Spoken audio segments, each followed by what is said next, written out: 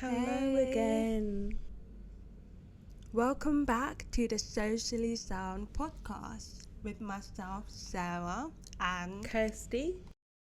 In this episode, we are going to be discussing a submission linked to cultural appropriation of sign language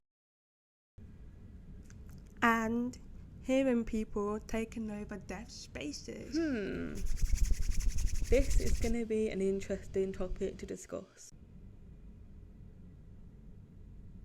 Warning: if you feel that you might be a bit, offended, stop watching.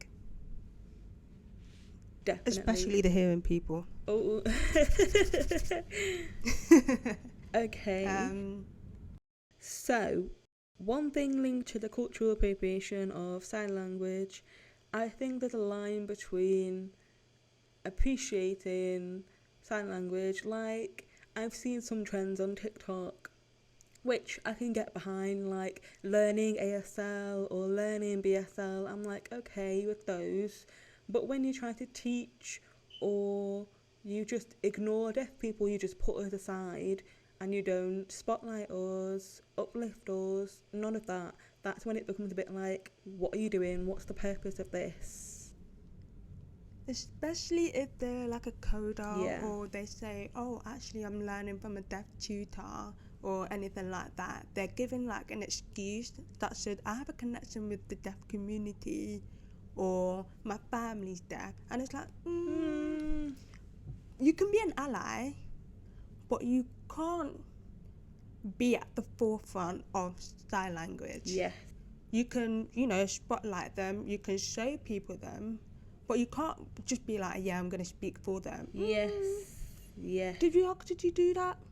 No. Yeah, also I've spoken about this in the past before on my Twitter, linked to when coders or hearing people generally say, make sure you learn from deaf creators, but then they never actually post us, they never actually share our content or tag us in the comments.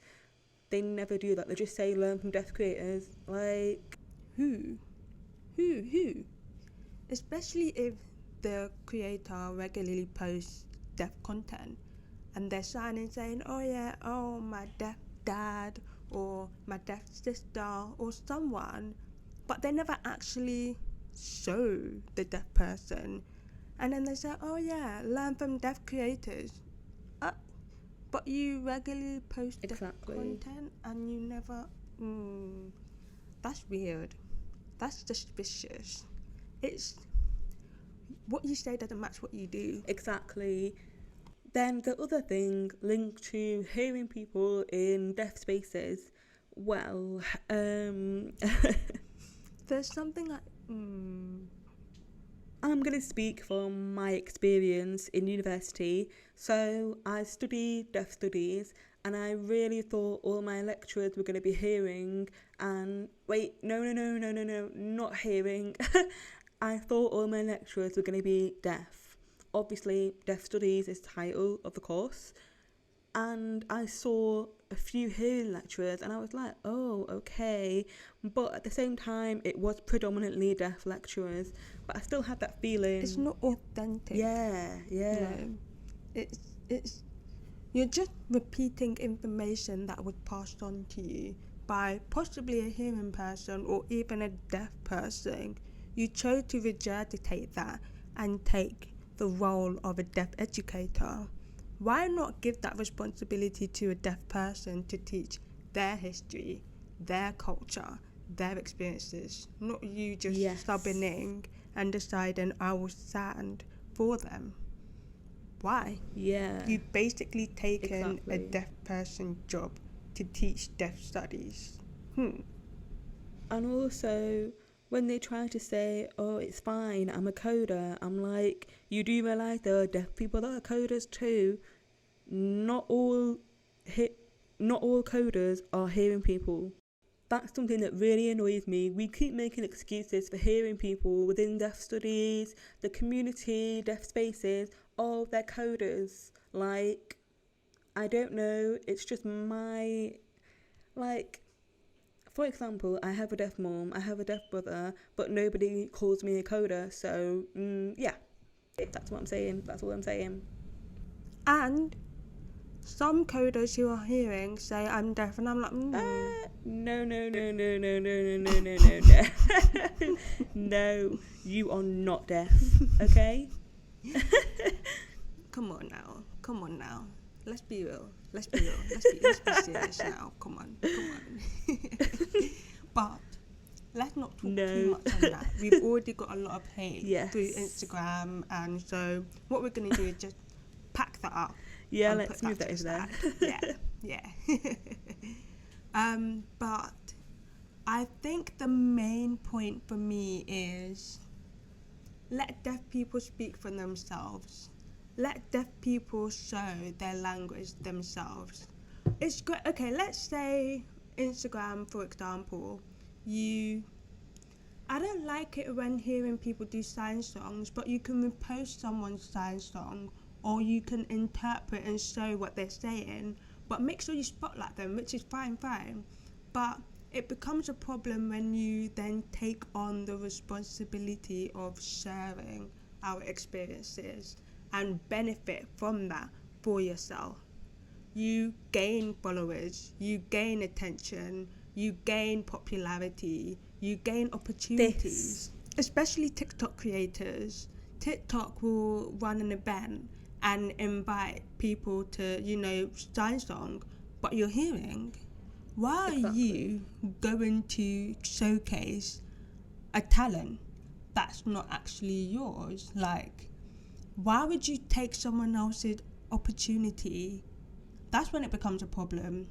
And when you ignore the deaf community who are saying, oh, that's our opportunity, you should have given that to us, but you keep ignoring them and be like, no, I deserve it, it's my right. But it's not your language, it's not your culture. You're just benefiting from it because it's aesthetically pleasing. Don't do that. Yes. Don't do that. I think for me, in summary, if you're a hearing person, you're a hearing coder, yes, you can post things about learning sign language or growing up as a coder. You can talk about that experience, but talking about your view of your parents' experience or your family's experience or your deaf teacher experience, that doesn't feel, unless they asked you, can you post it? I don't see any other reason why you are posting about them. Like, I understand their experiences, I understand how they feel. No, you don't. So that's just my... It's the wording. The wording of how you phrase things. Yes. You can be like, oh, I saw my deaf mom go through this. But when you then go on to say, I know, actually, you saw how they felt, but you don't necessarily understand that yourself.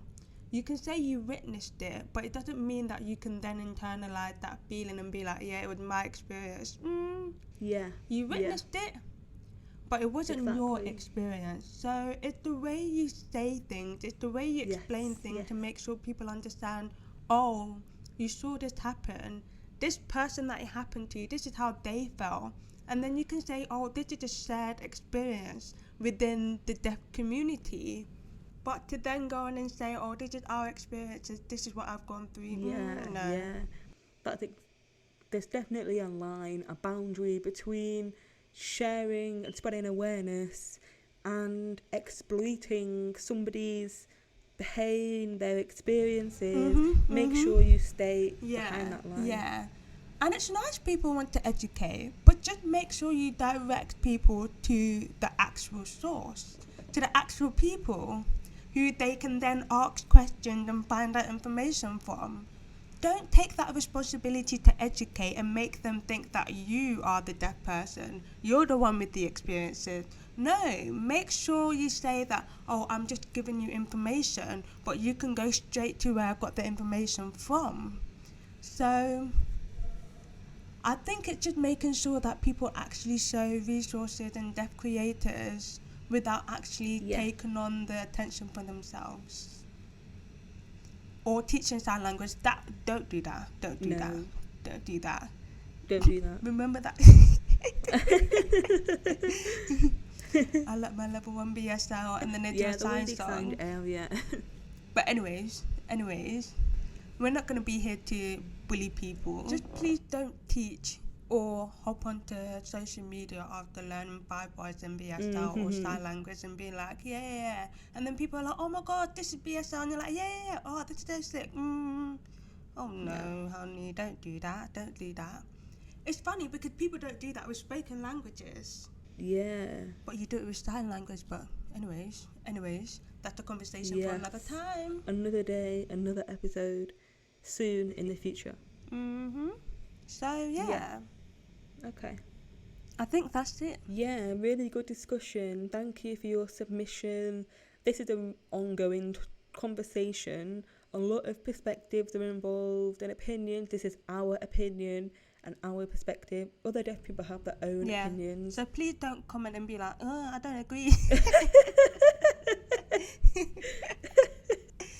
Please don't. Okay, thank you for watching. Make sure you like, subscribe, share, comment. Because if you don't, you know what's going to happen. I already warned you. You should know by now. Bye. Bye.